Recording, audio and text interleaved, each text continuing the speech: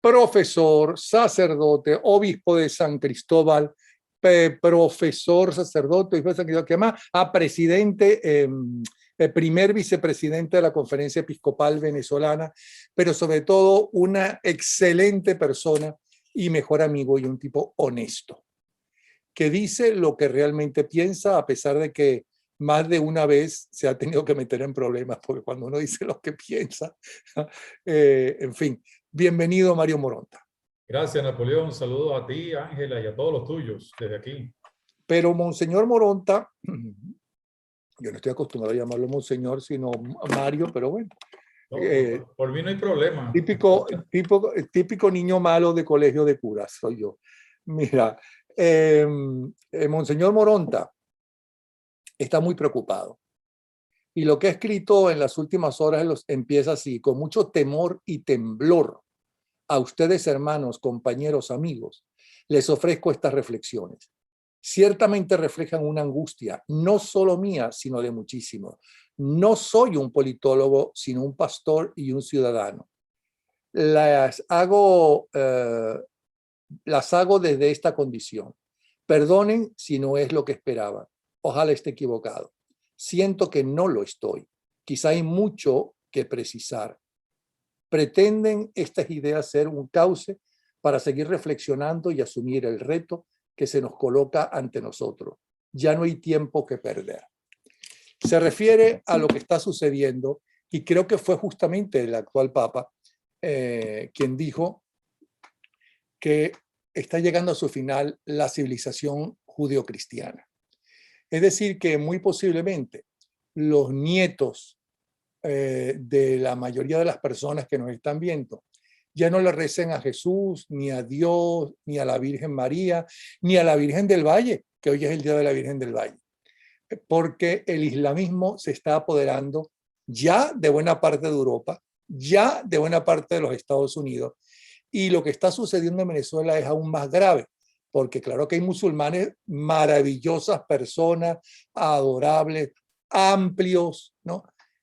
Pero lo que está sucediendo en Venezuela es un interés no del petróleo, ni del hierro, ni del uranio. No, no, no, eso puede tenerlo Rusia, por ejemplo, como interés, sino un interés geopolítico. ¿Qué significa eso? Eso es lo que tiene angustiado a Monseñor Moronta, que yo le agregaría, y supongo que estará de acuerdo conmigo, angustiados también, porque no es lo mismo Alá, ¿no?, que Jehová.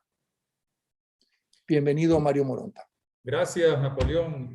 Quisiera hacer una acotación.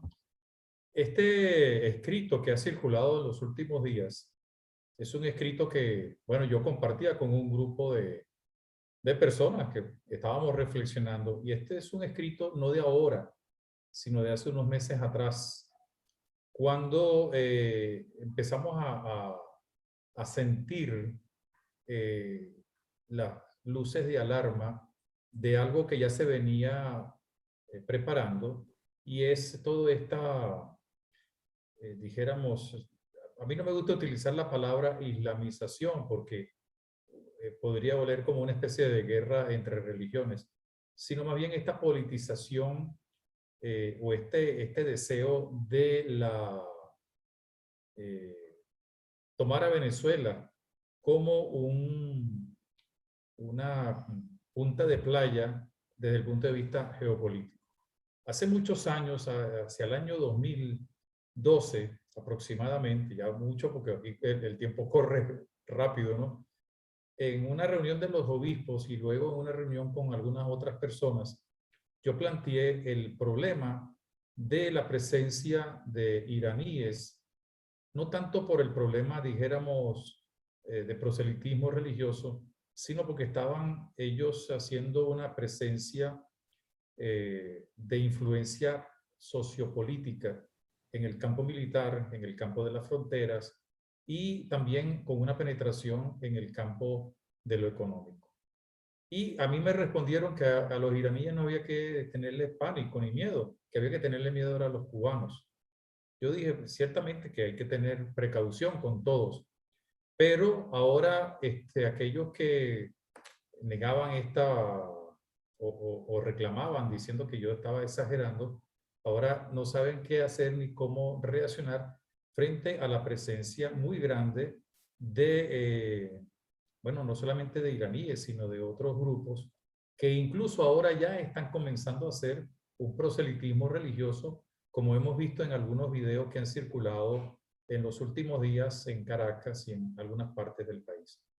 El problema está en que nosotros los venezolanos o somos demasiado tontos o demasiado confiados y con la excusa de que tenemos que recibir a todo el mundo, no prestamos atención a los riesgos que supone no aceptar a todo el mundo, porque tú, yo, todos nosotros somos hijos de migrantes. De un momento, mis bisabuelos eran canarios y bendito sea Dios, y hay mucha gente que incluso árabes y judíos que llegaron a Venezuela y se la jugaron por Venezuela sin ningún afán proselitista, que creo que es lo importante. Pero en este momento ya la situación cambia y vemos cómo hay toda una penetración que tiene como objetivo, bueno, el ir a otras partes de América Latina, desde Venezuela, porque siempre Venezuela ha sido muy apetitosa para las grandes potencias. Con la debilidad que tenemos nosotros desde el punto de vista institucional en este momento, con la debilidad sobre todo en el campo de lo militar, que no es capaz de defender la soberanía, pues esto llega a tener una mayor incidencia y los peligros que se corren pues son mucho mayores, ¿no? Repito, en aquel momento en que yo escribí esto, no lo hacía desde el punto de vista de lo religioso, sino más bien desde el punto de vista de lo político, lo estratégico y cómo todos estos grupos iban construyendo pequeñas fábricas que luego se convertían más bien en sitios de penetración o sí, de penetración hacia territorios para poder entonces invadir la soberanía del Estado.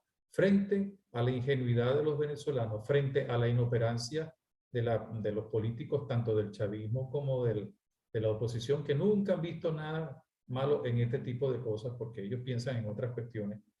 Y ahora con unas consecuencias muy graves, sobre todo de cara a lo que está sucediendo en otras partes del mundo. En este momento, por ejemplo, en Holanda, casi la mitad de la población es de origen musulmán. Y los hay muy buenos, y los hay muy trabajadores, y los hay verdaderamente gente que apuesta a su futuro, pero también los hay con otras intencionalidades, que es lo que nosotros debemos tener. A esto se une también el que en Venezuela hay un proyecto que, nos guste o no nos guste, se está implementando, que es todo esto de las ciudades, del Estado comunal, de las ciudades comunales, que mientras hay acuerdos, discusiones, si se va o no se va a elecciones, si hay acuerdos en México, etcétera, toda esta serie de cosas, el gobierno, o lo que se llama gobierno, sigue implementándolo, y en esos sitios en esos lugares donde se está implementando poco a poco toda esta mentalidad comunal, es donde se están haciendo presentes no solamente, dijéramos, estos iraníes y compañía, porque ahora llegan de otras partes, sino también los cubanos y los los ideólogos de este régimen totalitario que tenemos. Entonces, verdaderamente nosotros estamos metidos en un berenjenal, para hablar en venezolano, que esto que digo, pues, por supuesto, no le gusta a mucha gente, porque siempre hablamos de la venezolanidad, siempre hablamos de la defensa de la soberanía, pero fíjate, un altísimo, yo te lo puedo decir por el Estado Táchira. El Estado Táchira, sí, hay la presencia militar, pero quienes mandan aquí son los grupos irregulares que están, quizás no tanto en los grandes centros poblados, aunque se manifiestan, pero sí en los lugares donde, bueno, hay cultivos, donde hay producción o donde o son lugares estratégicos, y allí lo que mandan son prácticamente estos grupos irregulares, ¿no? Las Fuerzas Armadas Nacionales Bolivarianas pues están preocupadas de otras cosas, pero no de la soberanía. Y a veces, como ha sucedido en Mérida, de pelear con los curas, porque no quieren aceptar que la iglesia sí se preocupa por la gente. Bueno, pero además yo pienso otra cosa, no sé qué piensa usted, monseñor. También los franceses estaban muy orgullosos y con razón de su cultura, en París como una de las ciudades más hermosas del mundo, todo eso, y eran hasta pedantes, ¿no? Muchos de ellos. Pero lo que uno está viendo que sucede en Francia, como en Inglaterra, como en Dinamarca, etcétera, es que se están apoderando de la cultura de esos países y están acabando con la cultura judeocristiana, que es nuestra cultura. Y yo estoy de acuerdo en que ellos recen, ¿no? Viendo hacia un lugar específico donde está su centro de oración mundial, pero no en medio de la calle, no donde los agarre de repente y cierren calles, ¿no? Porque si yo no puedo, sino con permiso, hacer una manifestación, ¿por qué ellos pueden hacer eso? O si mi esposa no puede estar con su vestimenta normal y corriente, ¿no? Como sale por Estados Unidos o como sale por Venezuela o como sale por cualquier país de Occidente, ¿no? ¿Por qué no las dejan salir así en estos países? Que tiene que estar toda tapada. Pues mira, así como yo no me puedo tapar la cara para salir a la calle porque me para un policía y me dice, mire, no, usted tiene que mostrar su cara por razones de seguridad, porque ellos, o ellas en este caso, porque ellas sí lo pueden hacer. Yo no estoy en absoluto de acuerdo con eso. ¿Por qué ellos se han dado el lujo por las presiones? Porque ya tienen alcaldes en Europa bueno, las festividades católicas no las reconocemos. Esos adornos no pueden estar en la calle. Y han eliminado los adornos de la Navidad en varias ciudades, tanto de Inglaterra como de varios países de Europa. No, no, no, eso no puede ser. Eso no Mira, en puede ser. Noruega y Suecia ya un buen número de alcaldías y de consejos municipales de la zona pues han quedado en manos de este grupo de personas. Yo creo que hay que distinguir también, porque como tú bien lo decías, hay un buen grupo de musulmanes que son excelentes personas, respetuosos, etcétera. Pero todo esto es fundamentalista. El problema está en los fundamentalistas y ellos son lamentablemente los que están imponiendo sus criterios, incluso hacia los mismos árabes, hacia los mismos musulmanes, como lo hemos visto recientemente en el caso de Afganistán, que es una de las demostraciones desde el punto de vista político del fracaso de la confianza, fracaso de la confianza que se tiene en las grandes potencias que negociaron con los talibanes todo lo que está pasando. Eso es lamentable, no solamente Estados Unidos, sino todo. Y entonces ellos mismos entre sí, porque no olvidemos que existen diversas expresiones del islamismo y ellos mismos están sufriendo porque no todos los musulmanes son fundamentalistas y hay muchos que apuestan al desarrollo de un país de una nación o de su misma cultura y son capaces de dialogar con otras religiones o con otros elementos de carácter cultural. Sí, Pero nos este referimos a los fundamentalismo, terroristas, tanto perdón, políticos como religiosos. perdón, Que yo me refiero a los terroristas, por tanto supuesto, políticos como los religiosos, por porque supuesto, eso es terrorismo, ¿no? sí, Querer callar y acabar con las creencias de un pueblo que no es el de ellos y que les ha dado la bienvenida y les ha abierto las puertas. Eso no puede ser. Y Occidente, ¿no? Está, pienso yo, en grave peligro. Es decir, toda nuestra cultura, que es la cultura occidental de los griegos, romanos, españoles, e ingleses y demás, ¿no? Con todos los defectos que tuvieron las colonias, ¿no? Y todo lo que hicieron en las colonias, pero ese legado que dejaron es lo más importante y quieren acabar con eso. Fíjate que hay un elemento que está muy implícito en lo que tú estás diciendo, y es que, hablando un poco del cristianismo, que es lo que yo más conozco, el cristianismo es verdad que tiene elementos que son muy fundamentalistas, los tenemos y los sufrimos dentro de la iglesia y también dentro de otras denominaciones cristianas. Pero cuando uno ve la historia, verdaderamente la historia del cristianismo y del catolicismo en nuestros países, si bien es verdad que hubo todo un proceso de inculturación, hubo un proceso también de asimilación de los elementos históricos, culturales de nuestros países, que generó, y así se domina desde el punto de vista de la sociología de la religión, un catolicismo popular latinoamericano, con expresiones ciertamente buenas, algunas quizás exageradas, pero el cristianismo siempre es apertura y que ahora en un sitio donde tú estás, no puedes tener iglesias, no puedes construir iglesias. Nosotros en nuestros países nunca le hemos prohibido a nadie que construya una mezquita o que construya una sinagoga o construya otro templo.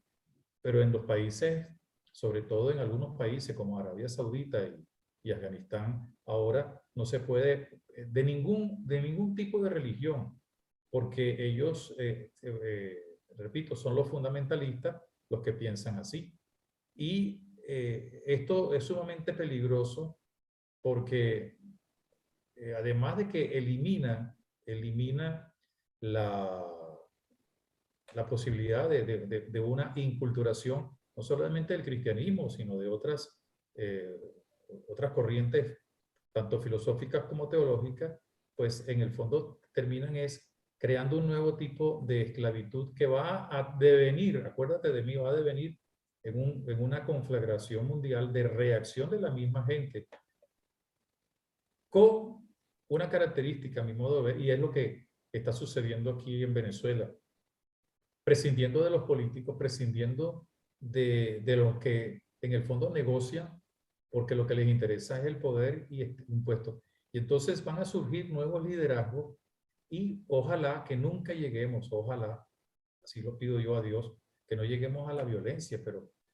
fíjate lo que está sucediendo en Afganistán, de la cual la misma prensa occidental no quiere hablar porque le da vergüenza, dado que las grandes potencias son las que han contribuido a que suceda así, la reacción que está teniendo la gente que es musulmana, por otra parte, y que no acepta estos grupos terroristas, que no es que crean en Dios ni crean en nada, sino que creen en su proyecto y que quieren eliminar todo tipo de libertad. Fíjate que esto, yendo hacia un tema muy nuestro, lo que está sucediendo en Afganistán es una manera muy de ellos, ciertamente, de algo que después aquí lo vamos a resentir.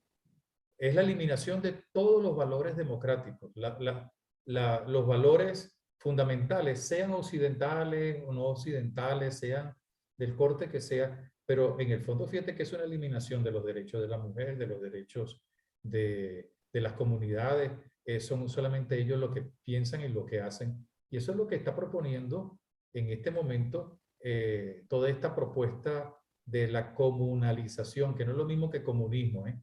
La comunalización tiene un gran autor en el cual se han ido basando, que es Gramsci, que Gramsci sostiene de que hay que eliminar todo lo que huela a Estado para crear la comuna, el Estado comunal. Entonces, en un país como el nuestro, en el que se están dando esos pasos, la llegada de grupos fundamentalistas encuentra un caldo de cultivo que lamentablemente, Napoleón, por eso mi temor y temblor, y ojalá que me equivoque, pero creo que no estoy equivocado. Lamentablemente eso no es el interés ni de la dirigencia religiosa, política, ni social. Fíjate que en esa, iba a decir una barbaridad, pero bueno, voy a respetar la dignidad de los que están allí, en eso que llaman los diálogos de México. No se ha tocado para nada todo lo referente al Estado comunal. Si yo hubiera sido de la oposición que representa ante yo, una de las primeras cosas que yo le pongo como condición al gobierno, mientras estemos discutiendo, mientras estemos en esto, pare todo el desarrollo de esta ideología de la comuna, de las ciudades comunales. Por eso han seguido adelante. No les importa que haya diálogo, no les importa, porque a la hora de la verdad, el diálogo puede ser tema de otro momento, pero lo digo, el diálogo para ellos es buscar legitimidad, para los otros un espacio de tiempo y un espacio físico o un espacio social que les permita tener un respiro.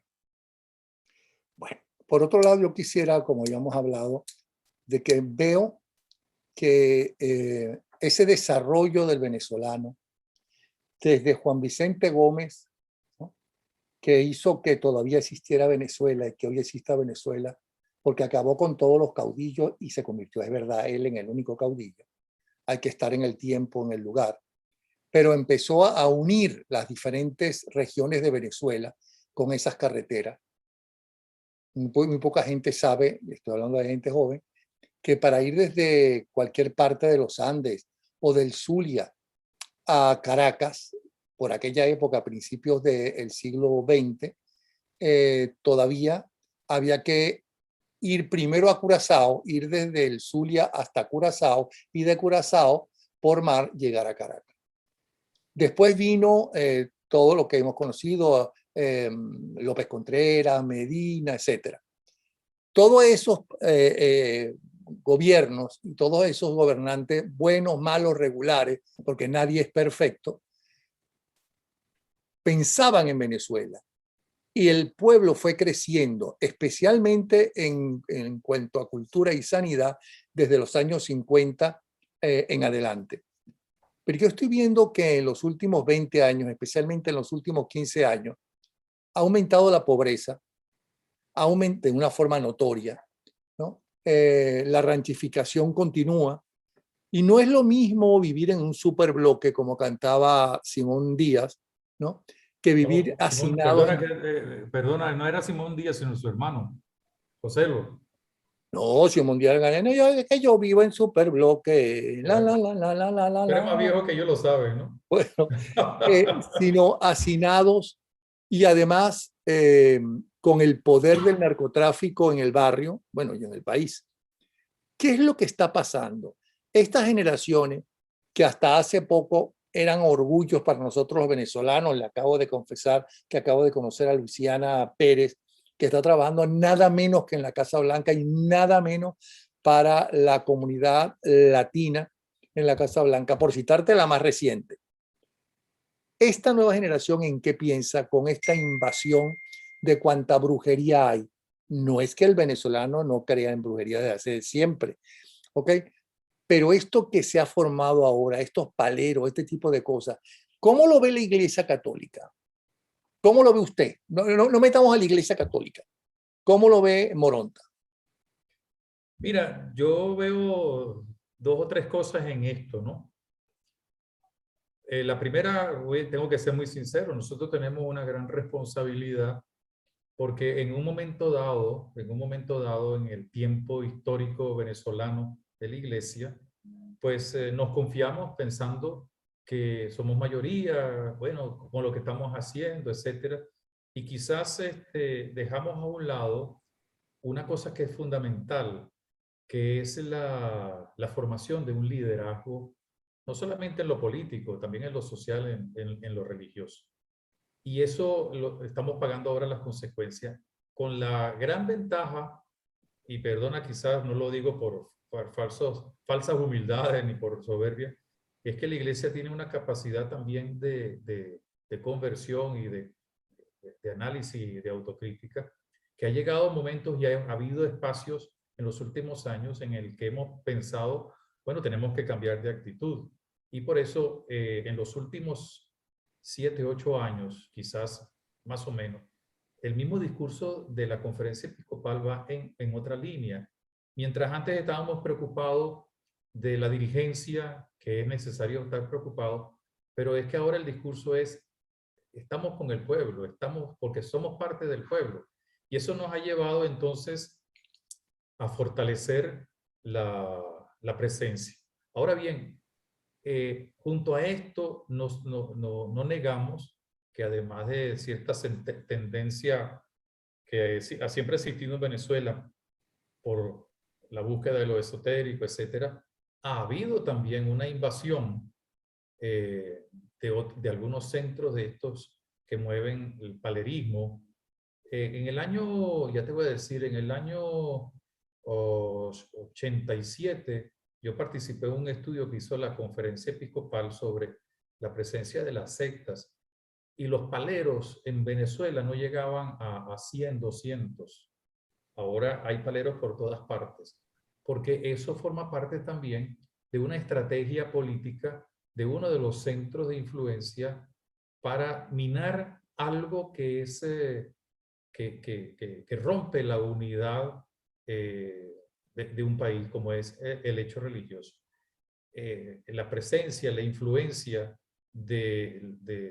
bueno, del palerismo, de todas estas religiones o pseudo religiones de origen afroamericano, los santeros y todas estas cosas, siempre ha existido en Venezuela, no lo niego, pero en los últimos tiempos ha sido todo un proyecto para destruir la fuerza, no solamente de la Iglesia Católica, sino de otros grupos religiosos de origen protestante y también de origen judío que se dan en Venezuela.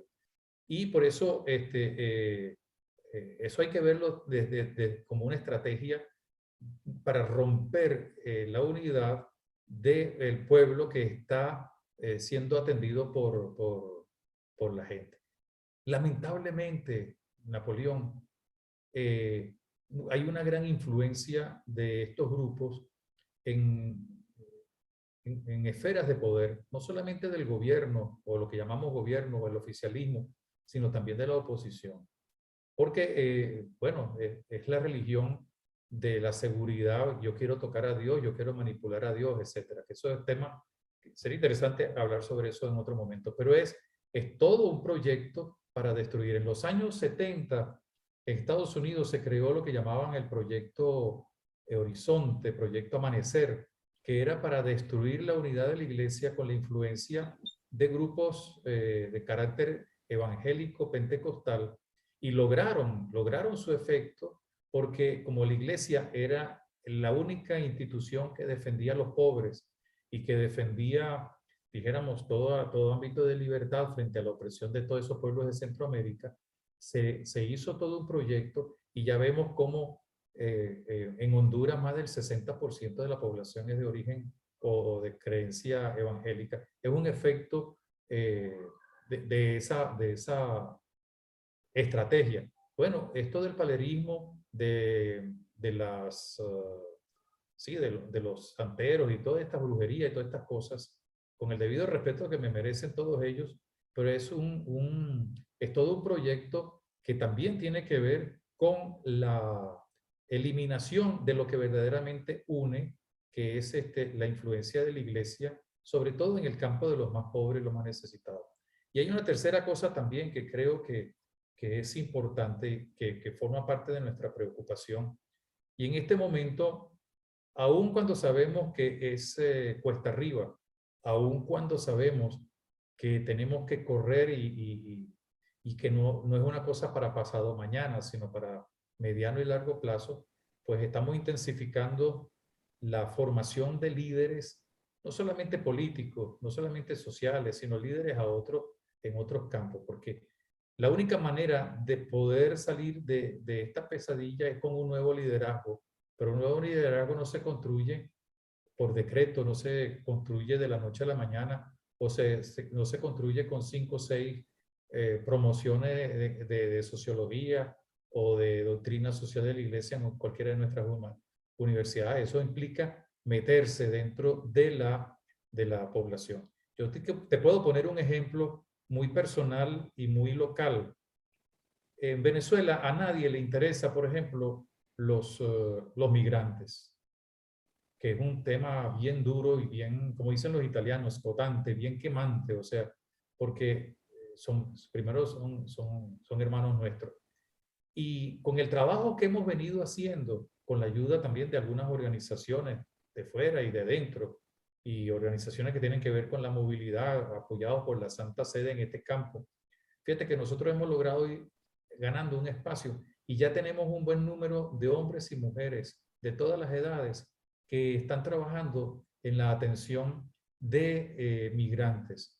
sin ningún interés, con un voluntariado muy importante. Pero eso implica que tuvimos que empezar a, primero, tomar conciencia de que es un trabajo que hay que hacer. Segundo, empezar a prepararlo.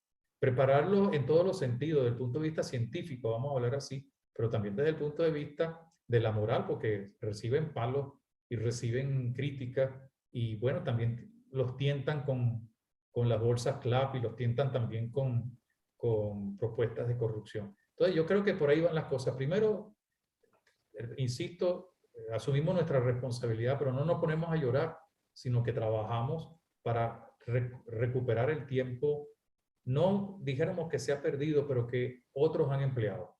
Ok, perfecta la respuesta, pero no era la pregunta. La pregunta es, ¿cómo ha cambiado el ser venezolano en los últimos 20 años? O si quiere, alárguelo un poco más, en los últimos 30 años. Aquel venezolano que usted conoció de pequeño, que luego conoció de adolescente, luego conoció cuando estaba estudiando para cura, ¿no? Es el mismo de hoy en día, si sus valores son los mismos. Aquella cosa que tenía en especial, o que espero que siga teniendo, la gente humilde de un barrio, que se ayudaban, ¿no? Entre ellos, desde, dame que no tengo para café, me das un poco para hacer café esta mañana, hasta enterrar a un familiar y no se tenía dinero. Eso sigue existiendo. ¿Cuáles son los valores hoy en día de la buena parte de los venezolanos? Mira, yo creo personalmente, ¿no? Que hay 3 valores venezolanos que se mantienen. Quizás algunos de ellos se han disminuido en intensidad, pero sigue siendo el venezolano, sobre todo el venezolano de a pie, ¿no? Solidario. Una muestra lo hemos visto ahora en el Valle del Mocotíes, cuando todas estas inundaciones pues se llevaron prácticamente media Santa Cruz de Mora y Tovar, que mucha gente desapareció o perdió. Hay algunos, me decía un compañero sacerdote, monseñor, es que muchos quedaron con una mano adelante y una mano atrás porque perdieron todo. No habían pasado 24 horas, Napoleón, cuando la respuesta de la gente en las comunidades de toda Venezuela, pero particularmente en las más cercanas, no se hizo esperar. Y sin ningún compromiso, sin ninguna, dijéramos, con ningún condicionamiento. O sea, la solidaridad, que luego fue interceptada o que a lo mejor ha sido dificultada, obstaculizada por entes políticos del oficialismo, sí. Pero la gente sigue siendo solidaria. En segundo lugar, la gente, aún con aquellos que se van, ¿no? Y lo he podido palpar en algunos sitios donde yo he podido visitar venezolanos, y aquí, acuérdate que estamos en la frontera con Colombia, Venezuela. Otro valor que no se ha perdido es la fraternidad. Es decir, el sentirme, esa palabra muy venezolana, hermanazo, es una realidad. Y una tercera cualidad que no se ha perdido, incluso en aquellos que se han ido del país, es su sentido de pertenencia. ¿Qué es lo que ha cambiado? Yo creo que ha cambiado quizás la defensión o la defensa de los valores en el venezolano, porque nos sentimos indefensos. Y esto entonces nos lleva a 2 consecuencias muy, muy importantes. Una de ellas es, se perdió la visión de futuro. O sea, nos la dejamos quitar, o se perdió, o sencillamente nunca la desarrollamos. Entonces, porque fíjate, cuando tú hablas, tanto fuera como dentro, ¿qué es lo que se pretende si se acaba esta situación, si se arregla esta situación? ¿Vamos a volver a la Venezuela de antes? No, mira, yo creo que el planteamiento no es volver al 430 de los años por allá, antes de Luis Herrera. No, no se trata de eso, sino se trata, quizás Bueno, hay algunas cosas. o al 330 de cuando Pérez Jiménez. Exacto. No se trata de reaccionar todo con nostalgia, sino sin perder aquellas cosas que necesariamente tenemos que volver, como es Pero nosotros creemos en Dios. En líneas generales, el venezolano cree en Dios. Yo sí creo que cree en Dios, Y a pesar de practica. que ha ido creciendo la increencia. Creo que todavía un buen número de personas cree en Dios. Otra cosa es la práctica, ¿no? O sea, eso lo podemos discutir también. La práctica religiosa es muy sui generis en Venezuela, como en otras partes del mundo. Pero Dios es importante para la inmensa mayoría de los venezolanos. Ahí podemos discutir la manera de la creencia o el concepto de Dios, y ahí tenemos una gran responsabilidad, tanto para bien como para mal, de la gente de la iglesia. Ahora, cuando uno cree en Dios es porque hay valores, y esos valores de la solidaridad, de la fraternidad, del sentido de pertenencia, es porque de una u otra manera, en los brazos o en los pies de la abuela y de la mamá y en los brazos del papá, nosotros aprendimos nuestras primeras oraciones y nos enseñaron a que somos hijos de Dios y hermanos. Otra cosa es que después, por otras influencias, podamos romper ese esquema de tipo religioso. La religiosidad del venezolano es muy peculiar. Ahora, ha crecido también gracias a las influencias, sea por estrategia de diversos grupos, tanto de la derecha como de la izquierda, ha ido creciendo la increencia o al menos el agnosticismo de muchos. Nos gusta cumplir con las leyes. Yo diría que en los últimos años nos han Bueno, y se lo pregunto al cura, porque en esas confesiones la gente, por lo menos en el momentico que se está confesando, tiene que sentir que lo hizo mal, que después lo repite y lo repite y lo repite. Bueno, para eso hay más confesiones.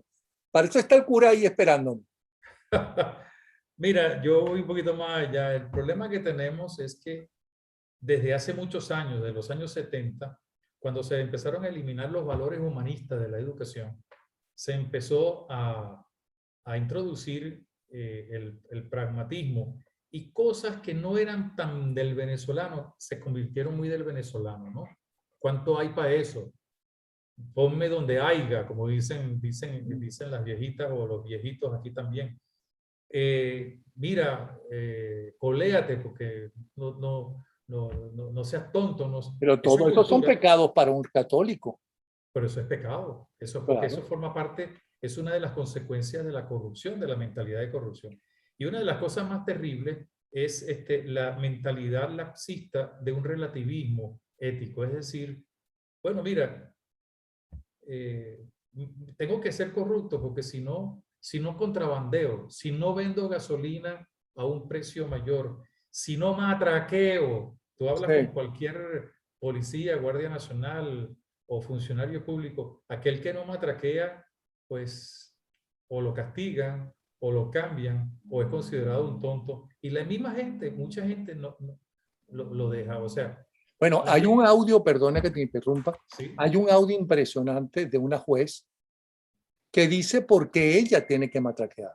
¿Sí? Porque si no, no puede comer, no puede vivir, y esa es la suficiente justificación para el matraqueo. Bueno, mira, que eso es lo que te dicen los guardias nacionales y la policía cuando tú le dices, bueno, ¿y ustedes por qué matraquean? Porque no podemos vivir con $4. Ok. Pero es que cuando ellos matraquean, entonces se ganan unos cuantos miles de dólares al mes. Y no dejan vivir, entonces, y no dejan los $4 para el que tiene que comer. exacto. A quien le están robando. Porque le se llama robo. Mira, lo que sucede con los ferieros que van a vender la comida que consume la mitad de Venezuela y que sale de Mérida, Trujillo y el Táchira. Bueno, mira, ellos terminan teniendo que ponerle a veces el precio un poco más caro a los insumos, porque en las 30 y pico alcabalas que hay desde San Cristóbal hasta Caracas tienen que dejar algo. Tú vives en Estados Unidos. 30 y pico alcabalas y en todas tienen que dejar algo. Claro. Pues dejarán hasta las pantaletas y los interiores, porque 30 y pico de alcabala, moronta. Sí, señor. Mira. ¿Pero cuánto dan? $1 por alcabala? Depende. No. Muchas veces no dejan dinero, sino los insumos. Claro. Es terrible. Mira, tú que vives en Estados Unidos, yo tengo un hermano y las veces que he ido a visitarlo, uno va por las carreteras y lo único que uno encuentra en las carreteras son estos policías de tránsito a ver si te fuiste a más velocidad o lo que sea. Y me parece normal. Yo estuve hace 2 años en Ecuador y tuve que ir de Quito a Riobamba, que son como 4 horas y media. Y lo que uno veía eran policías de tránsito. Aquí en Venezuela, mira, aquí cerca de San Cristóbal hay un famoso peaje que ya no funciona. En 200 metros, y créemelo porque no estoy diciendo mentira, porque yo lo vi, lo palpé. En 300 metros había 3 alcabalas, una de la Guardia, una de la Policía Nacional y otra del Ejército. Y te paraban para preguntarte de dónde viene, para dónde va. Es preguntas que no les interesa a ellos. Ahora, yo sé que tú puedes hablar cuando puedes generalizar como cura. Te pregunto, en las confesiones que la gente te hace, tanto en Caracas como en San Cristóbal, como en los diferentes sitios donde has escuchado las confesiones, de cuando tú empezaste a escuchar las confesiones de la gente hasta hoy, ¿ha cambiado la importancia y el orden de importancia del venezolano en cuanto a pecado, en cuanto a frustración, ¿no? ¿Qué es lo que más confiesan? ¿Qué es lo que por lo que se arrepienten más? Mira, voy a ir un poquito más allá. Es que la pregunta sería interesante. ¿Cuál es el porcentaje de gente que se confiesa? Es un porcentaje muy pequeño en relación. Siempre hay gente que se confiesa, generalmente personas adultas, también jóvenes, etcétera, ¿no? Pero los que deberían confesarse no se confiesan, ¿no? Que Ajá. son los corruptos, los ladrones, etcétera. Ah. O todo esto que. Pero fíjate, un denominador común, y una Perdona, Morón. Dime. César Girón, si nos estuviera escuchando, se sentiría orgullosísimo y envidioso por ti, porque la muletilla que me has dado para salir por la tangente a la pregunta ha sido No, extraordinaria, de un gran torero. bueno, pero déjame que ahora voy con la Verónica. Okay. Y es la siguiente. No, lo que te iba a decir, y con esto no revelamos ningún secreto de confesión, un altísimo porcentaje de la gente que se confiesa de rabia, de odio y de frustración.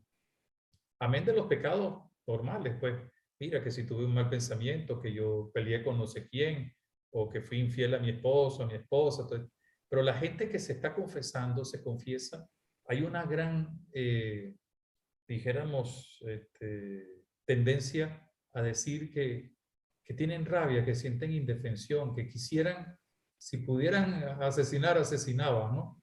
O sea, eso es terrible. Y vuelvo a decirte, porque es que el problema está que la gente que se confiesa es la gente más o menos buena. Pero a mí me gustaría, yo recuerdo que un día yo lo decía, a mí me gustaría confesar a uno de estos corruptos, porque la penitencia que le voy a poner, no lo puedo decir aquí, pero sería bien buena. Y una de las cosas es que públicamente ellos tienen que hacer una renuncia de su estado de vida, como lo Bueno, hacían claro, porque si no, no están arrepentidos. en las grandes confesiones en la Edad Media.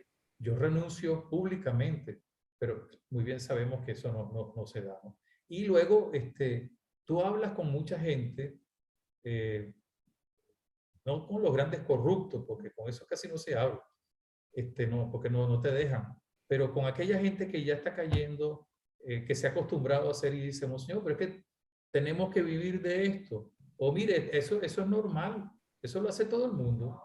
Mire, esto es porque se comió la luz del semáforo, porque todo el mundo lo hace. Ah. Y entonces se está viviendo el laxismo de un relativismo, es decir, todo, como aquella telenovela famosa de los brasileños, todo vale, y cuando dice vale todo, es todo, ¿no? Y todo se justifica y no puede ser así. ¿Qué es lo que más admiras del venezolano? En este momento, de las cosas que más les admiro a los venezolanos, porque me las admiro yo también, a mí que soy venezolano, es su paciencia y su amor por la paz, porque no quieren la violencia. Si los venezolanos fuéramos gente más violenta, mira, yo creo que muchas cosas estuvieran pasando. Pues tú te pones a ver la historia de Venezuela, sí ha habido pequeñas revoluciones, pequeñas escaramuzas, sobre todo en el siglo pasado y esto, pero los venezolanos a la hora de la verdad nos entendemos, nos hacemos amigos, jugamos dominó porque queremos la paz, lo digo en el buen sentido de la palabra, y tiene paciencia. Y quizás esa paciencia le lleva a un falso concepto de esperanza. Vamos a ver si llega alguien a salvarnos. Y esa es una de las tareas que estamos teniendo en la iglesia. La mayor parte de los obispos, que son muy jóvenes ahora, yo estoy entre el grupo de los obispos viejos, pues tengo ya casi 40 años de obispo. Entonces, tú empiezas a ver que estamos como diciendo, nosotros somos los que podemos cambiar. Es una doctrina muy propia de la iglesia, que también es propia del cristianismo, también lo pueden tener los ¿Y protestantes, los qué es lo que ortodoxos, más que te es avergüenza del venezolano?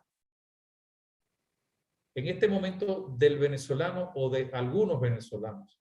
No quiero manifestar que soy torero, porque de los venezolanos no se puede decir todos, pero sí de algunos venezolanos, el que hayan hecho la opción por la corrupción. Acostumbrarse y la corrupción como estilo de vida y justificar eso. Eso es lo que más vergüenza me da aquí y muchos de los que están fuera.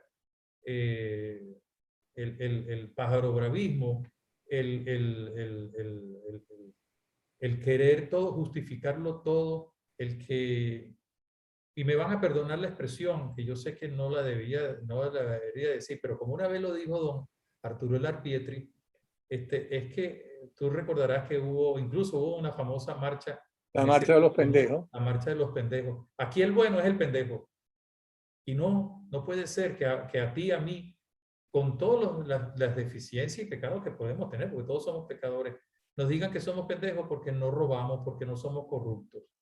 Y no es eso. Entonces yo admiro del venezolano esa capacidad que tiene, dijéramos, de la mayoría, la inmensa mayoría, yo creo que está en esa línea. Ahora va creciendo ese número de gente que está optando porque, mira, ¿cómo vivo yo con $2 o $3? No me atraqueo, pero entonces vendo más caro o contrabandeo o hago cosas ilícitas. ¿Cuándo pensaste o te diste cuenta tú que el venezolano en líneas generales se estaba corrompiendo? ¿Cuánto hay para eso? Los adecos roban y dejan robar, pero los copellanos roban, pero no dejan robar. Todas esas cosas que se pusieron de moda entre el pájaro bravismo nacional. En la época que llamamos nosotros la época de la Venezuela Saudita, al final de los años 70, yo me ordené sacerdote en el año 75.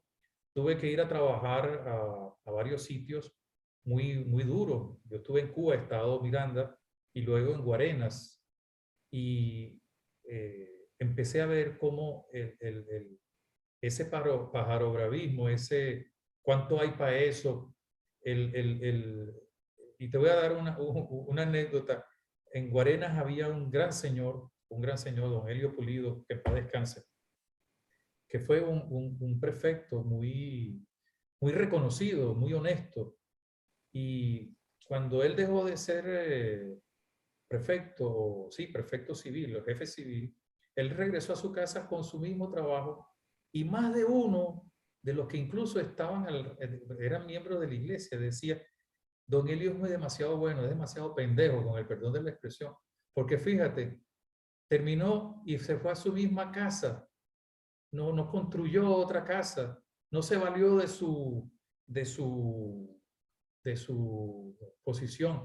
En Los Teques hubo otro también, papá de uno que fue compañero, un gran amigo mío, señor Carlos Viso, que fue prefecto, y a él le ponían billete sobre billete, y era un hombre muy pobre, era carpintero, y él decía, mira, yo prefiero morirme de hambre y no morirme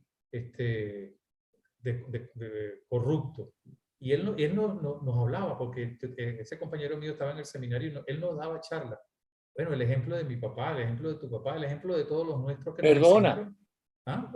cuando cerraron Radio Caracas Televisión y Sí. fracasaron en los primeros meses, que hasta Chávez se metió con ellos, ¿no? A través de mi representante en Miami, me dicen si yo quiero dirigir TV, se llama, creo. Sí. Y le dije que no. Ellos insistieron y le dije, mira, primero mi familia y yo nos morimos de hambre, ¿no?, antes de trabajar para este gobierno de corruptos, de mala gente y de asesinos. Y eso que estaba empezando prácticamente el gobierno, porque ¿cuántos años tendría el gobierno? 3 años tendría Chávez. Más o menos. Quizá un poquito más.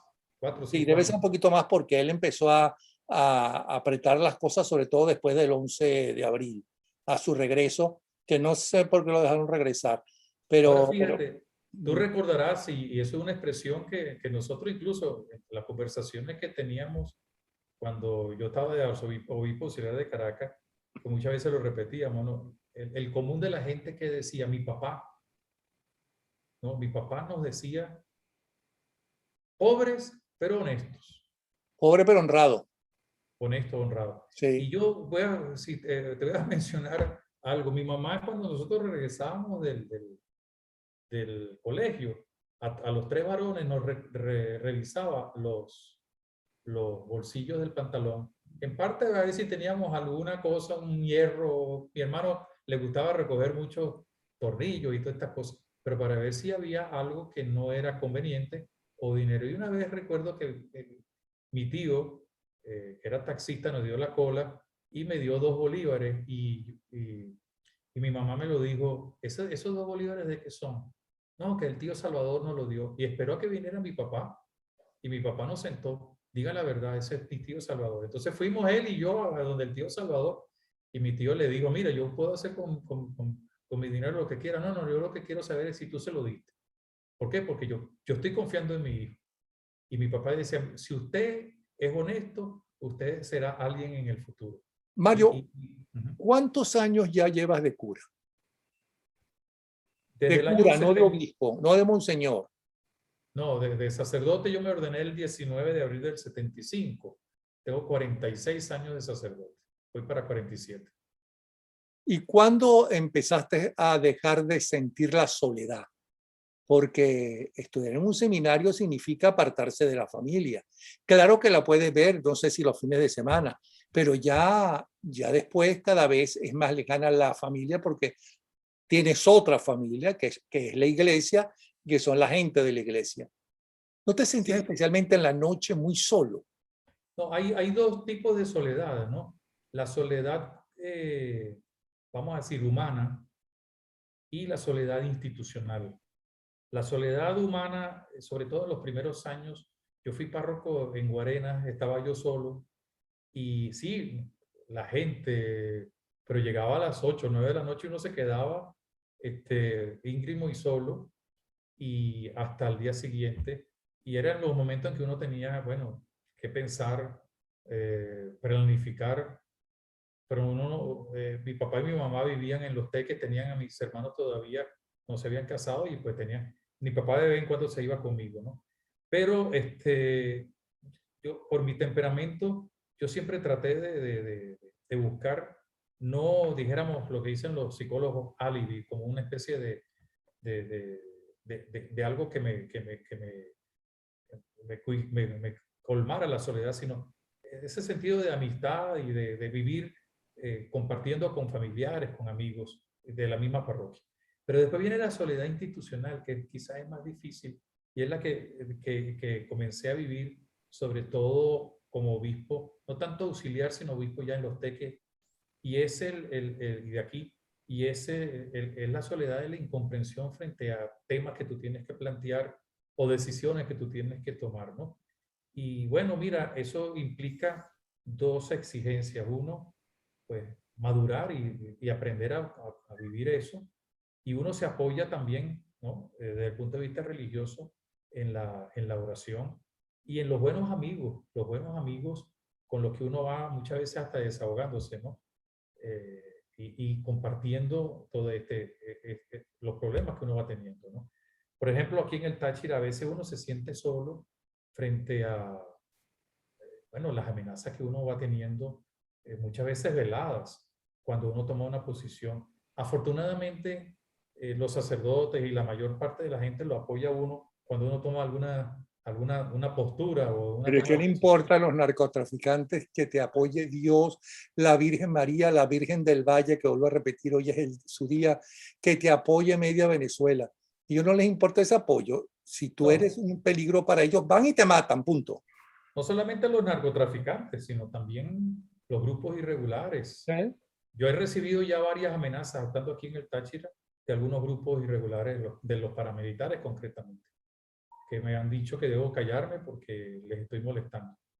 Y después también amenazas de grupos económicos que no, con lo cual, cuando tú denuncias una serie de cuestiones y dicen, mire, mejor es que usted se calle, porque usted sabe, nosotros ayudamos a la iglesia. Pues mire, yo ese tipo de ayuda no la necesito si usted me la va a poner como condiciones, ¿no? Cuando después de tus oraciones de la noche, te acuestas y te arropas, ¿qué pasa? ¿En qué piensas? ¿Cómo logras conciliar el sueño? La mayor parte de las veces concilio el sueño rápido, porque generalmente yo tengo un ritmo de trabajo que me llega, me cansa bastante, pues llego cansado a la noche. Pero a veces, más que conciliar el sueño, es que a la 1, 2, 3 de la mañana me despierto y empiezo a pensar en algún problema de una comunidad, o un problema de algún sacerdote, o un problema mío, de mi misma familia. Y entonces peleo conmigo mismo porque dice, bueno, yo necesito descansar para estar al día siguiente bien. Eh, pero no resulta fácil porque uno es ser humano y entonces vienen esos momentos de angustia, de desesperación. En algún momento me ha tocado llamar a algún amigo sacerdote o algún amigo que dice, mira, tengo esta situación, por lo menos escúchame un ratico. Yo sé que es a las 2 de la mañana, pero tú a veces me has llamado a las 3. No es cuestión de cobrarte, sino, bueno, eso. Pero lo que quiero decirte es que uno no deja de ser humano, Napoleón, y eso a veces es de las cosas más difíciles para Por eso te cualquiera hago de las los que... preguntas que te estoy haciendo, porque tú eres No, un ser no, humano. sí, sí. Yo trato siempre tú me has conocido desde hace muchos años, yo suelo ser muy optimista, muy de esperanza, y entonces cuando vienen estos momentos de crisis o de, o de confusión o de cuestionamiento, pues trato yo de darme aliento a mí mismo y después lo busco con la Ahora, ayuda de otros, ¿no? los psiquiatras suelen una vez al año o dos veces, no sé, ir a conversar y desahogarse con otro psiquiatra. Porque la psiquiatría, ¿qué es un psiquiatra? El que recibe el pote de basura de todos sus clientes, ¿ok? O Claro. como se le quiera llamar. Pero es que el cura es algo así también, Sí, ¿no? Parte del trabajo de un cura, ¿no? Es justamente escuchar los problemas de los demás, ¿ok? ¿Con quién te confiesas tú y cada cuánto te confiesas? mira, yo me confieso con un cura, ¿no? Generalmente tengo 2 o 3 sacerdotes con los cuales me confieso, o con los cuales a veces no es cuestión de que si tiene uno un pecado, sino una angustia o una confusión, o a lo mejor, mira, estoy dudando si tomé esta decisión o si fui muy duro con aquel grupo, con aquella comunidad, con algún sacerdote.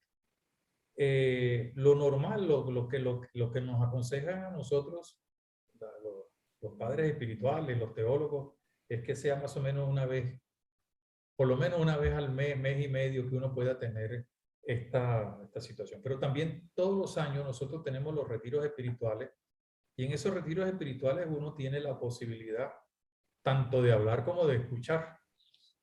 Eh, eh, y una de las dificultades que quizás uno como obispo tiene desde el punto de vista humano es que uno es un punto de referencia para la gente, para los sacerdotes que le vienen a contar o le vienen a preguntar o lo vienen a cuestionar a uno. Y entonces muchas veces uno tiene que buscar a alguien que entienda que uno también necesita ese apoyo. Yo tengo 3 o 4 sacerdotes muy amigos aquí en el Táchira. Todos son muy buenos amigos, por supuesto, pero uno con quien uno tiene un poco más de confianza, y también en Caracas, con los cuales pues comparto. no me gusta hacerlo mucho por teléfono porque a veces le pueden a uno captar una llamada y Sí, le malentiende. sí. Pero muchas veces uno...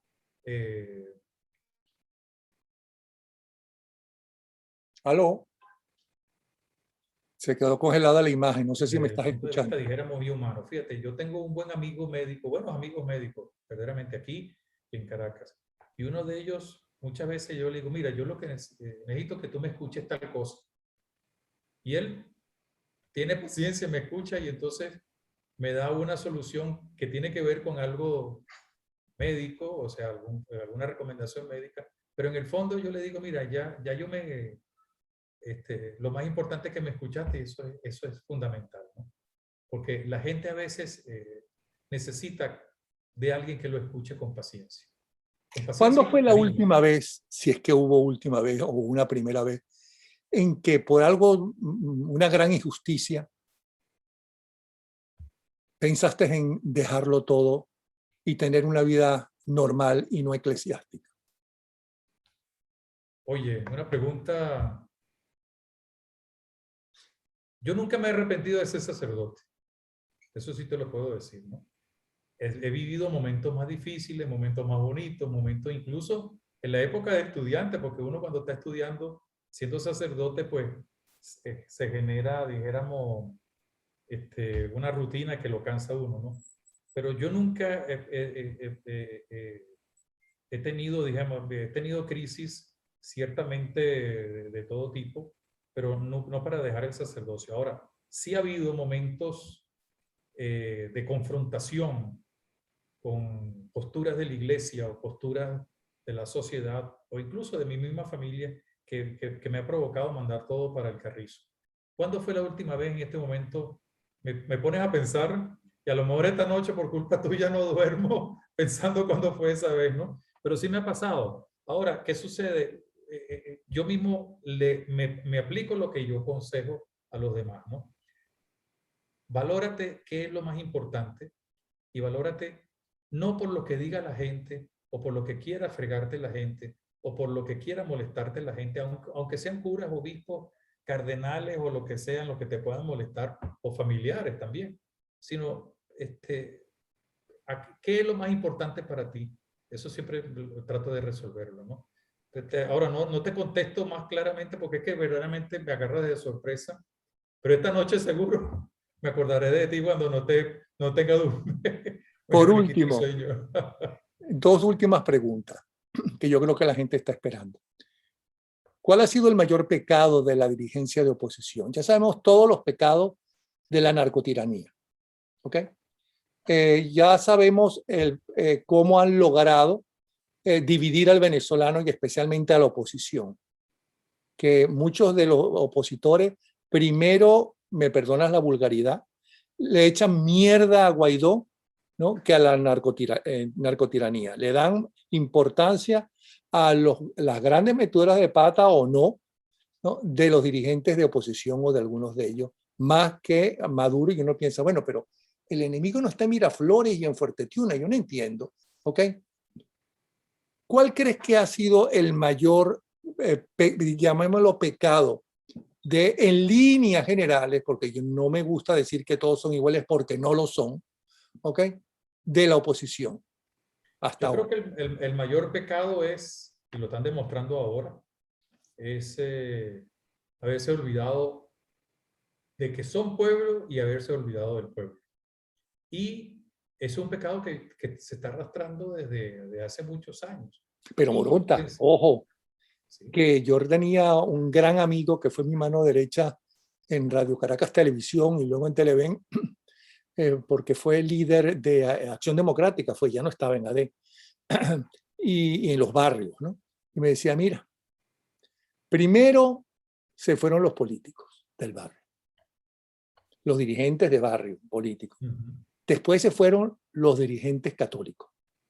sí. Después se fueron los evangélicos, que me decía para entonces que todavía quedaban, y yo creo que todavía quedan. Y quedó en manos del narcotráfico el barrio.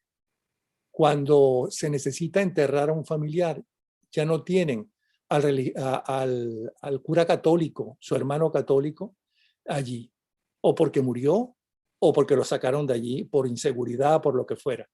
Tampoco tienen al evangélico. Tampoco tienen los primeros que se fueron, los dirigentes políticos. Tienen al narcotraficante. ¿Qué piensas tú de esa expresión? Mira, no es fácil responderte porque, como tú lo acabas de decir, no se puede generalizar. Ahora, cuando se deja un vacío, alguien lo llena. Bueno, el narcotráfico parece ser que lo llenó. En Venezuela no solamente, bueno, el narcotráfico, lo que pasa es que eso es un tema bien complejo y te lo resumo rápido. ¿Quién maneja el sencillo de la pulpería en Venezuela? El narcotráfico, para decirlo en términos muy nuestros.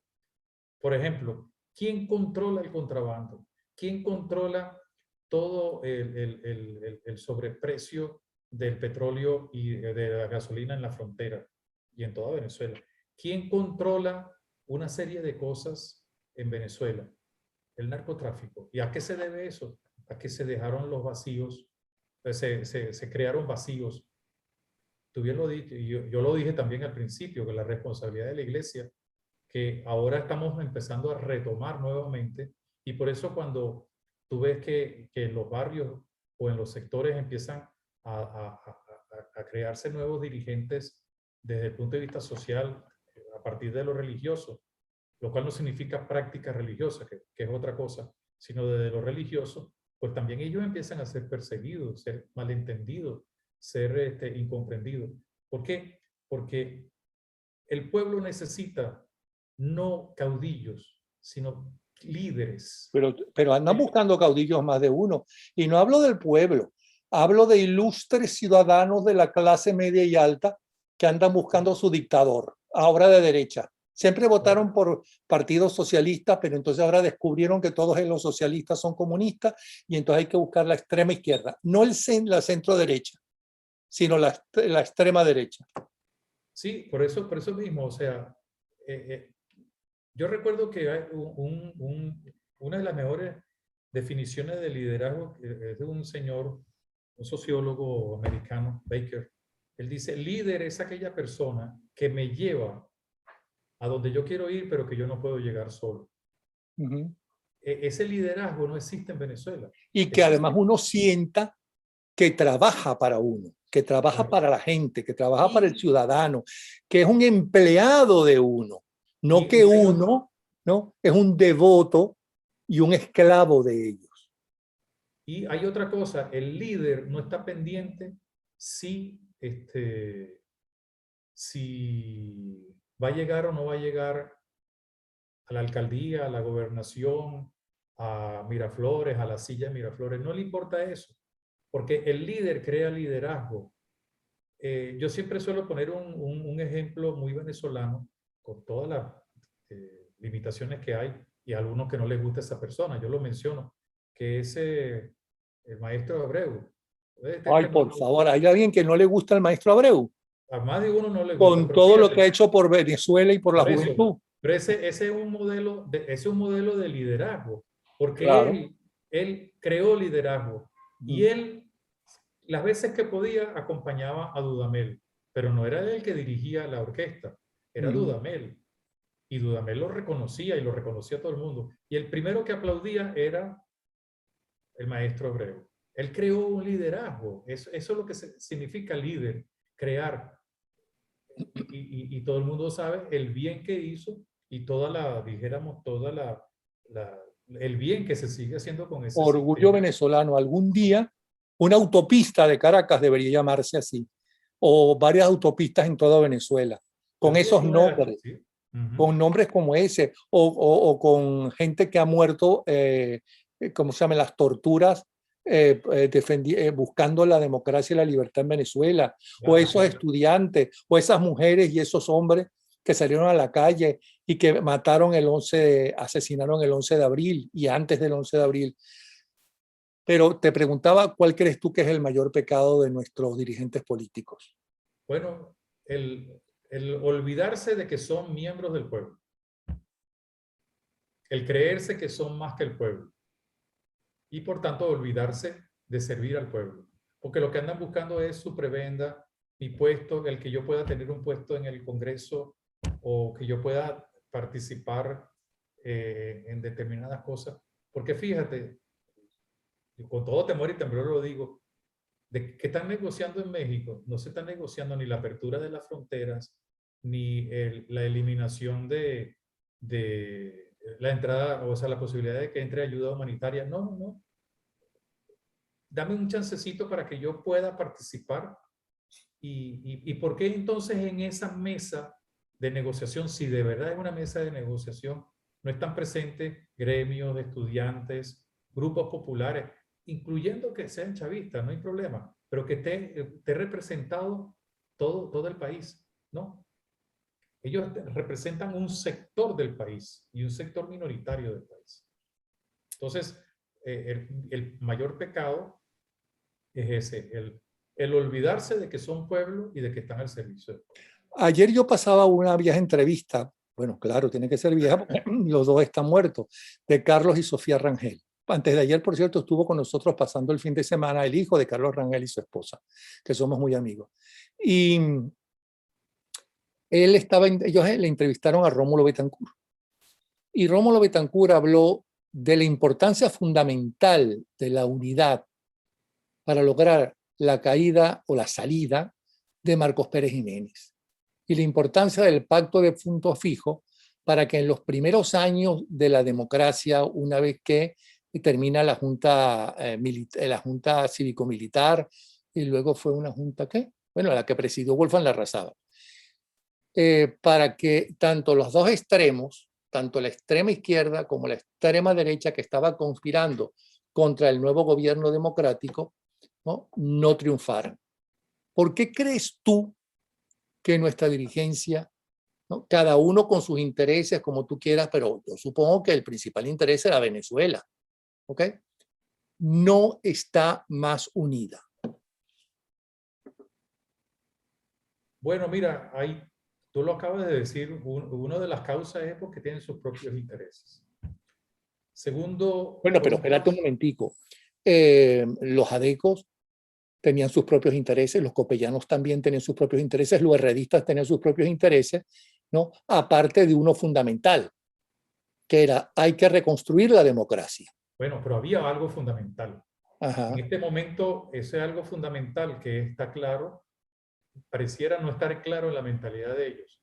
Sí, hay que salir de este horror que estamos viviendo, pero yo soy el único, yo soy el único, yo soy el único, entonces se crean un bote de únicos. En segundo lugar, porque una característica que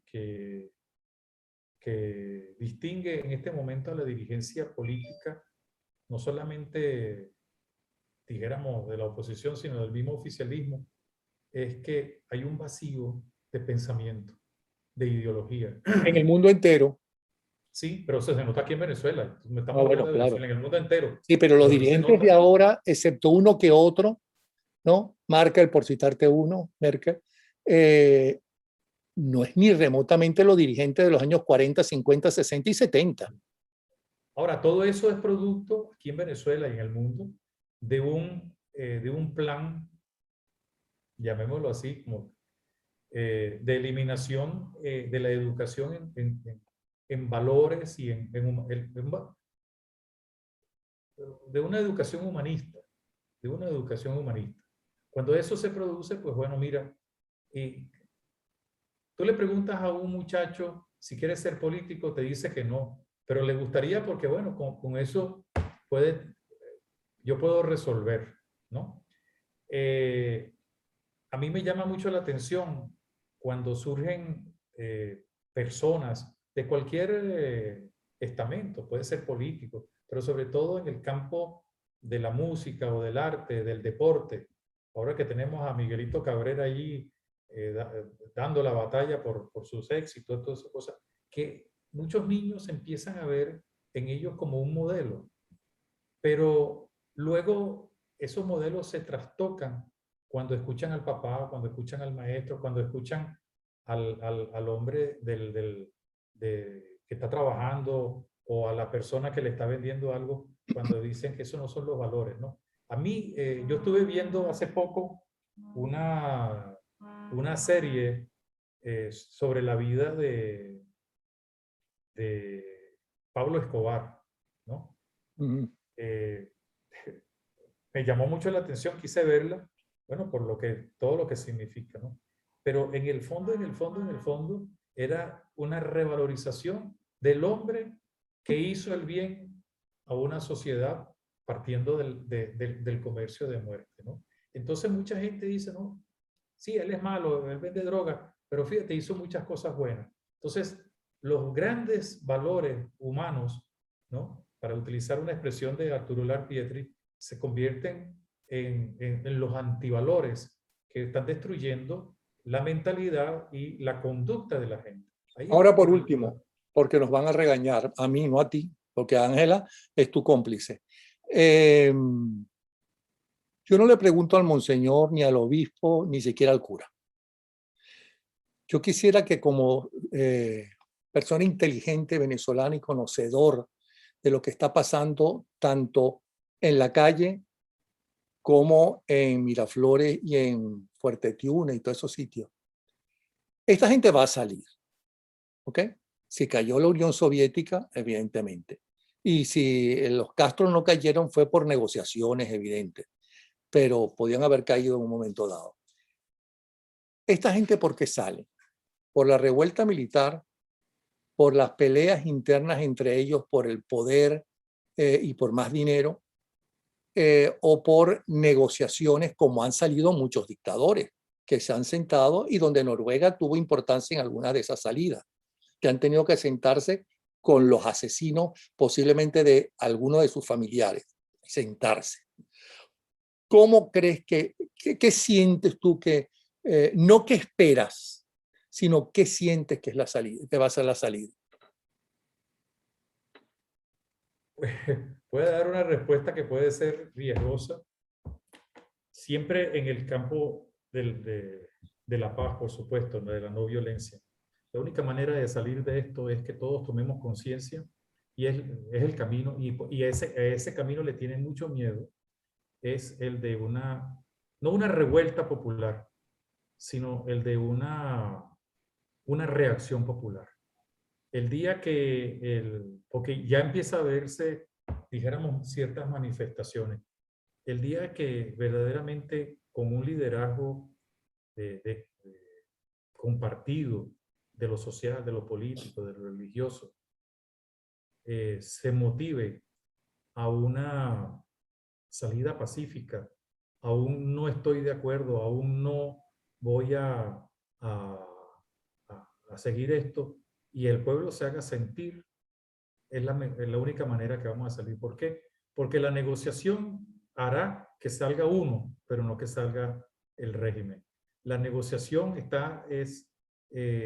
bueno, mira, vamos a suavizar la cuestión, pero si la negociación estuviera presente el pueblo, cuando digo el pueblo, pues con las diversas eh, gremios, etcétera, academia, la universidad, los jóvenes, todo lo que tú y yo conocemos, eh, habría un poquito de esperanza en una salida negociada. Pero en este momento la salida no es negociada. Y sobre todo con una Fuerza Armada que ha hecho un juramento no al pueblo, sino a una ideología política, a una parcialidad política. Y también porque hay intereses de parte de las grandes potencias de mantener un poco, yo te dejo tranquilo si tú me das esto, si tú me das aquello. Entonces yo sí creo que en la medida en que poco a poco o rápidamente, no sé, ya es cuestión de discutirlo posteriormente, la gente tome conciencia y haya un verdadero liderazgo, eh, esos líderes le pasará lo que le pasó a Gaitán, le pasará lo que le pasó a otros, pero el pueblo tomará conciencia, porque eso de que el pueblo es el que decide, no es solamente en un acto electoral. El acto electoral es un acto puntual, ¿no? Es cuando verdaderamente tienen eh, cuando se toman en cuenta los dolores, las alegrías y las esperanzas. Pero fíjate que en este sentido, el estamento político ha perdido contacto, porque entonces el gobierno manipula con los CLAP, con los bonos, con toda esta serie de cosas. creo yo que por ahí es la salida. ¿Tú la ves No, pronta o no lejana veo otra todavía? salida. ¿Cómo? ¿La ves pronta o lejana? Porque fíjate, solamente el mes pasado, ¿no?, se reseñaron, tiene que haber habido mucho más porque el pueblo venezolano está totalmente aislado como en buena tiranía o con buena dictadura, que es aislar los diferentes grupos, inclusive dentro de las propias ciudades. ¿Okay?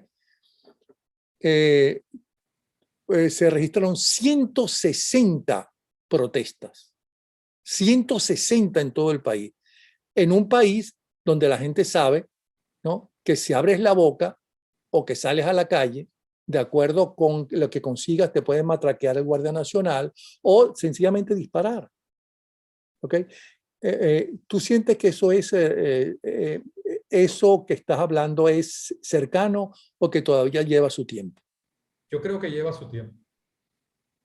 A menos que se agudice verdaderamente más y más y más la situación, porque fíjate, el 80% de la población vive en situación de pobreza, pero todavía hay la posibilidad de, como se dice en Venezuela, el resuelve, ¿no? Pero cuando ya tú empiezas a ver que no se da así, la salida que está dando el pueblo venezolano o mucha gente del pueblo de Venezuela es no migrar. Yo participo en algunos grupos a nivel internacional sobre todo el caso de los migrantes venezolanos. Y en las últimas conversaciones yo he indicado que la gente no está migrando de Venezuela, sino está huyendo de Venezuela, porque prefiere huir. ¿Por qué? Porque ya no aguanta. Pero cuando ya la gente no pueda salir y todo eso revierta hacia adentro, porque quieras o no, mal que bien, Napoleón, mucha gente que se queda aquí en Venezuela, que su gente se le ha ido, sea huyendo o migrando, por lo menos reciben una remesa, aunque sea de $20. Para ti $20, tú no vives con $20 en Estados Unidos ni 2 horas. Aquí con $20, $30 se sobrevive. ¿Por qué? Por toda la condición económica y la devaluación del bolívar, etcétera, etcétera, etcétera. Pero cuando eso no se dé, o cuando ya gente no pueda salir, pues fíjate, hay en este momento más de 6 millones de venezolanos fuera. Calculan que para el año que viene 7. ¿Quiénes están saliendo? Ya no están saliendo solamente la clase media. Quizás es la que menos está saliendo en este momento. Yo te lo digo porque los veo pasar por las puertas de nuestras iglesias, las carreteras del Táchira.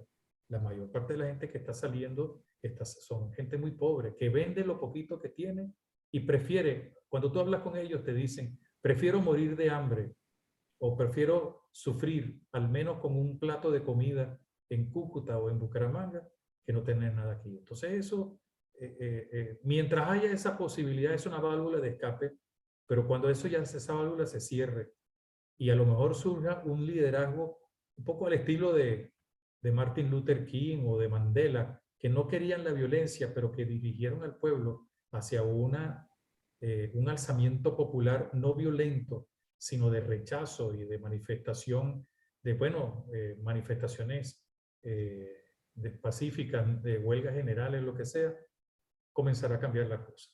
Pero eso todavía no está planteado. Yo no quisiera terminar nuestra conversación sin decir lo admirable, lo que admiro a ese cura obispo de Mérida, que se levanta bien temprano para llegar primero que los otros campesinos a la alcabala donde les roban la comida a los campesinos para que no le roben esa comida estando el presente. Ese es el cura que yo siempre he pensado y es el cura que yo veo en ti, por cierto, el que realmente se sacrifica y aunque no lo sienta como un sacrificio, por los demás, sin pedir más nada, sino son unos seres humanos que hay que estar ayudándoles y colaborando con ellos. Y por otro lado, que me sorprende que un régimen de narcotraficantes, un régimen de paleros y ese tipo de cosas, de la magia más baja y maluca, magia negra, ¿no?, todavía haya guardias nacionales, porque esos son los jefes de los guardias nacionales, los que están en Miraflores, ¿no?, que todavía guarden respeto a un obispo y no se atrevan a robar delante del obispo.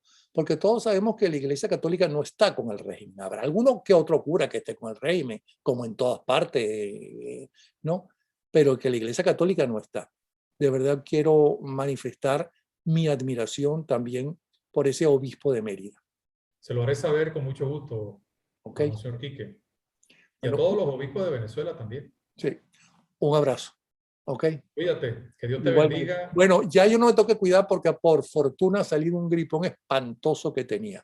Cuídate tú que todavía, que tú sí estuviste más enfermo que yo. ¿Ok? Un Bueno, yo abrazo. estoy saliendo, me estoy reincorporando Mm. del COVID y gracias a Dios pues estoy con la ayuda de los médicos, con la ayuda de Dios y con la paciencia que tuvieron los médicos y la gente que estaba a mi alrededor, pues hemos salido adelante. Ah, yo pensaba que iba a decir, Saludos, con la paciencia que tengo contigo, Napoleón. Pero bueno, un abrazo y muchas bendiciones. Que Dios te bendiga. ok, igualmente. Chao.